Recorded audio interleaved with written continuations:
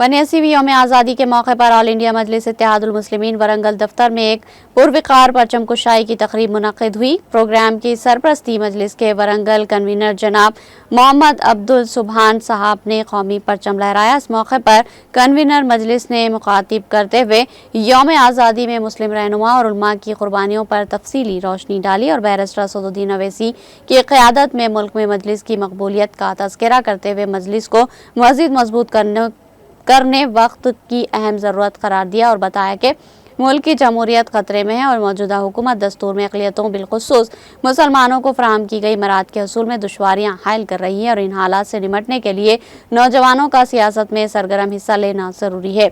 उन्होंने ज़्यादा से ज़्यादा तादाद में मजलिस से वाबस्ता होते हुए असदुद्दीन अवैसी के हाथ मजबूत करने की आवाम से अपील की। इस मौके पर मजलिस के नौजवान कायद सैयद फैजुल्लाह हुसैनी, अब्दुल सत्तार, अजहर जमील और दीगर मोअज़्ज़िज़ अराकीन मौजूद थे। शुरका तकरीब से एक दूसरे को यौम आज़ादी की मुबारकबाद पेश की और वतन अजीज़ की तरक्की व सलामती के लिए दुआ की।